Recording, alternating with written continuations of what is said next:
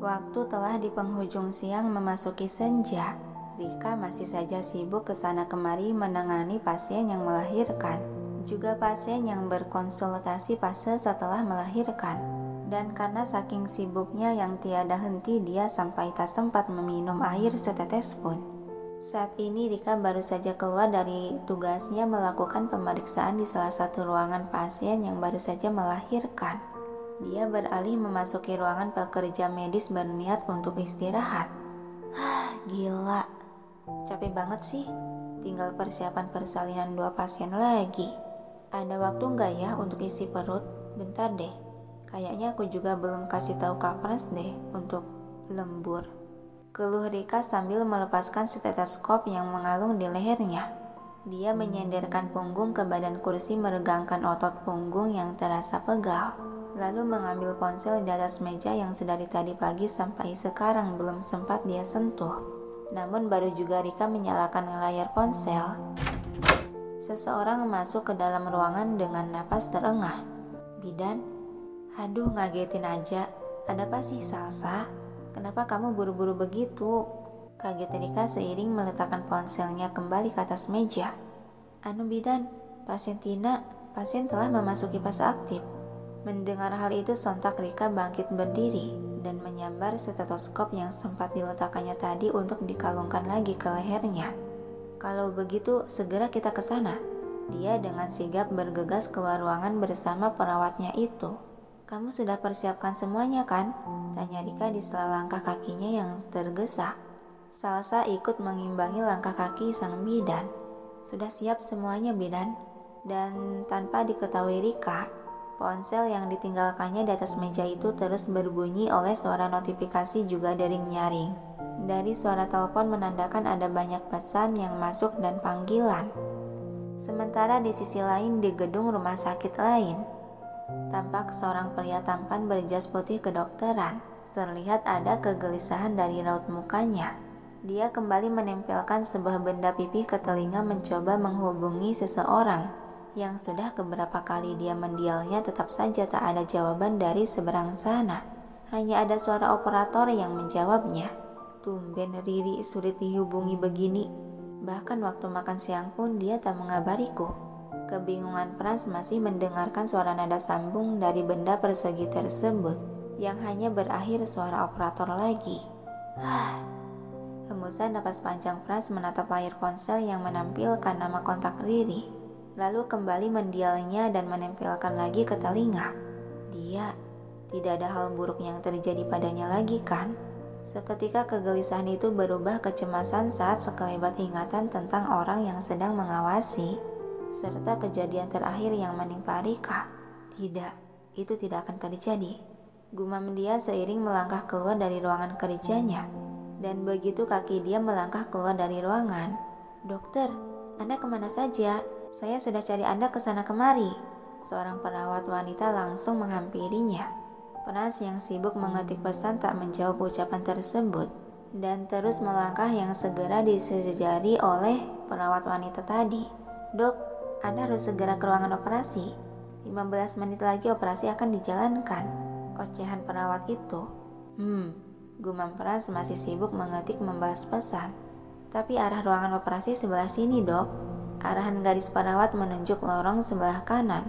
Saat mereka memasuki pertigaan lorong, segera Frans berbalik haluan yang tadinya ke sebelah kiri menjadi ke lorong sebelah kanan. Begitupun di sisi lain. Baru saja Alex keluar dari dalam pintu lift yang membawanya ke lantai dasar gedung. Dia menatap layar ponsel yang sepersekian detik tadi menempel di telinga. Raut wajahnya terlihat tenang, namun sorot mata dia terkandung kegelisahan dan kecemasan ketika melihat layar ponsel yang terus berdering sedang memanggil nomor kontak bernama Rikanza. Kenapa teleponnya gak nyambung terus? Dia baik-baik saja kan? Gumam Alex melangkah pelan dengan tangan memegang tas kantor sementara tangan lain terus memegangi ponsel yang sedang mendial nomor kontak tersebut. Aku harus memeriksanya. Dengus Alex sembari memasukkan ponsel ke dalam saku jas, lalu berjalan ke arah basement tempat mobilnya terparkir. Dan hari sudah bergantikan malam hari. Rika baru selesai membantu proses persalinan pasien yang melahirkan secara normal dengan selamat dan lancar. Rika menghela napas dalam-dalam dan mengeluarkannya secara perlahan untuk melepas rasa lelah dan penat yang dirasa. Dia langsung mengambil duduk di kursi tunggu luar ruangan, yang tentunya setelah melepaskan semua perlengkapan medis di tubuhnya. Suara yang berasal dari perut Rika meminta diisi.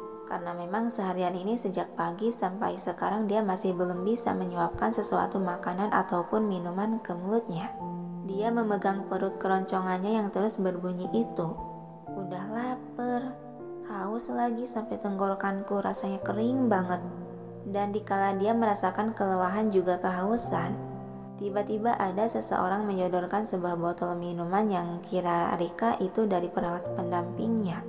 Wah, tahu aja kalau tenggorokanku lagi kekeringan, ucap Rika dengan perasaan syukur dan senang, tanpa melihat siapa si pemilik tangan yang memberinya. Ada senyuman terukir di sudut bibir Alex seraya mengambil duduk di kursi sebelah gadis itu hanya berjarak satu kursi di antara mereka. Rika yang belum sadar akan kehadiran lelaki tersebut. Dengan santai dia membuka tutup botol dan menenggak minuman air di dalam botol tersebut. Sampai tandas 1/4. Aku kira kau kenapa-napa karena sulit dihubungi. Tapi syukurlah kau terlihat baik-baik saja. Mendengar suara bariton yang amat dia kenal, Rika yang tengah minum itu melirikkan mata ke arah samping yang seketika. Dia menyemburkan air yang ada di dalam mulutnya hingga membasahi lantai. Kedua mata dia melotot. Tuh, Wan,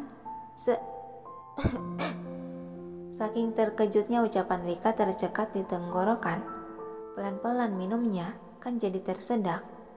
Alex dibuat panik menatap cemas pada gadis yang masih terbatuk itu. Rika menepuk-nepuk dada untuk menetralkan kembali kerongkongannya yang terasa perih dan panas. Kenapa Anda bisa ada di sini lagi? Apa Anda kerja di rumah sakit ini sampai tiap waktu saya bertemu Anda? Alex tersenyum tenang menanggapi masih menatap terarah pada gadis tersebut.